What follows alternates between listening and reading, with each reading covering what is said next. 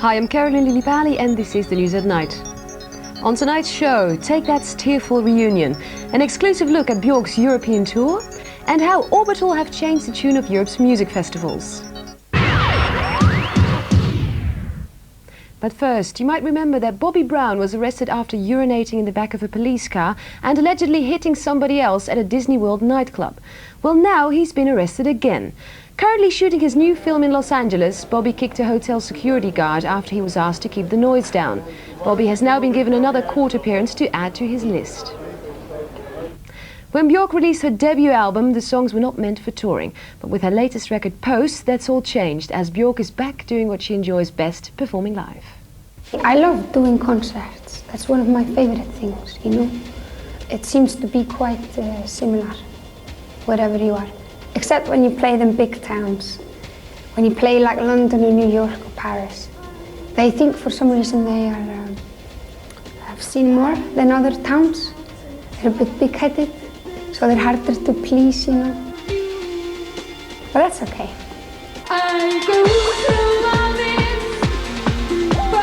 Her first album debut was dominated by computer and synthesizer effects, and Björk found it difficult to adapt the songs on stage.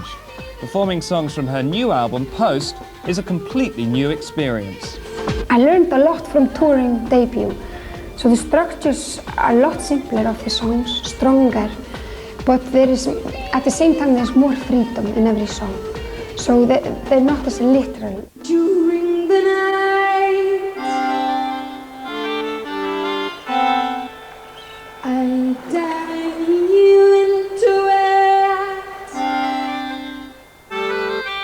This time around, Björk set up the arrangements of the songs, considering that they would be played live. She enjoys performing together with 4 experienced musicians, including an accordion player from Japan. The whole thing is aimed to be more theatrical than the last tour, and more of a modern experience. To help create this experience, Björk chose her friend, video director Michael Netti, to shape a stage setting according to her vision. It was very easy for us and very spontaneous to come up with all the ideas. It's sort of a celebration of steel and metal. The stage set is a living process, with elements being added and transformed as the tour goes along. It's a celebration as well of 1995, and I am very obsessed and stubborn about this time around. That I want things to be proud of being modern. Björk performs her new set of songs with an intensity that gets her fans all excited. I've been very flattered with the receptions. It's been very, very good and kind of scary how people get into it. It sometimes seems like they're expecting something of me that there is absolutely no way I can give to them. All I can give them is in the music already, and if they come to a concert. Robbie Williams ended up crying last night when he met his former bandmates Take That at an awards ceremony in London. Take That accepted an award on behalf of a British TV show and exchanged tearful waves with Robbie. Band member Mark Owen said, "It's obviously emotional, but we are getting on with our lives." Someone else who's looking for solo success is former Eternal member Louise Nerding. Louise releases her first single, Light of My Life, on the 25th of September. But she could be battling it out for the top of the charts with Eternal as they release their single, Power of a Woman, 2 weeks later. Let's hope it's a fair fight. Beck made a return to the live scene last Friday at the Reading Festival, and he's been busily recording a new album, as Toby Amies found out. So we can expect some more beats in the next record? Yeah, initially it was just straight songs. I wasn't going to do any rapping, you know.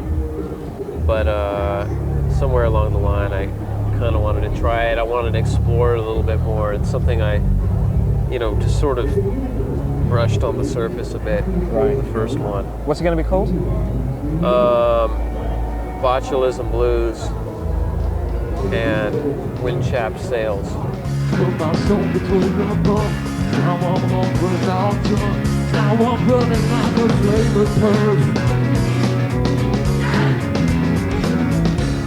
Sugar off the attitude.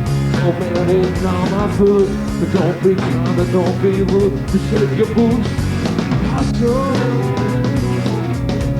with the muscle fuel. Festivals were once just about rock music, but recently acts such as The Prodigy, Moby and The Orb have all moved to the main stages. And one band who were early in setting that festival standard were Orbital.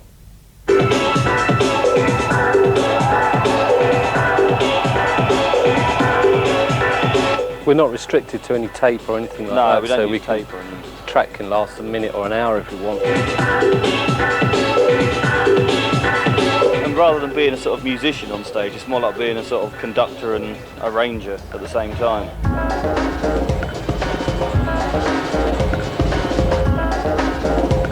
It's like a lot of people sort of realised that it wasn't so daunting and intimidating as people sort of imagined it, and I think that was quite good for the whole movement in general, really.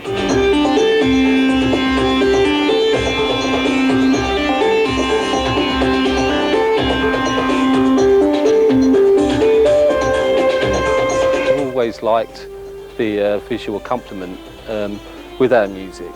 I think it works quite nicely, and we use an oscilloscope as well, which is actually taking a feed from our mixing desk and showing you the sound waves of the music that's going through. So it's a very so the visual element is very linked in with the music, if you see what I mean. One dictates the other.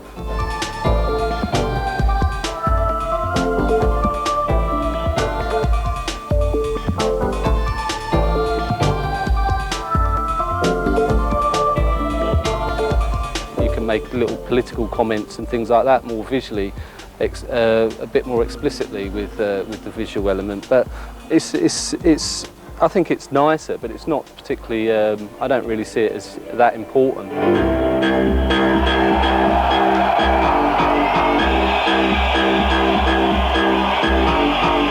Yeah, I wouldn't care if we had to do a gig without it or anything like that. I think the music essentially is the, you know, obviously the most important thing, really.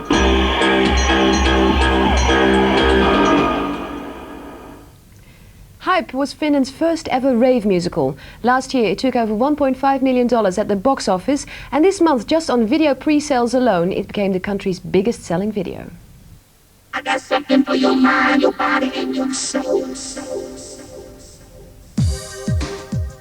Hype began as a small state-funded show in Helsinki. Its techno music, anti-drug message and catchy tunes saw the show transformed into a positive youth statement. Now, with its move from stage to screen, the producers hope that Hype will be the Grease of the 90s. And that's it for tonight's News at Night, where Björk and Orbital gave us an insight into performing live, and Take That had a tearful reunion.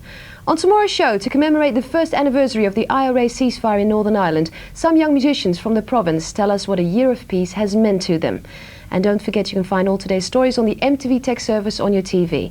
Next up, it's Björk and her latest single, Isobel. Bye-bye.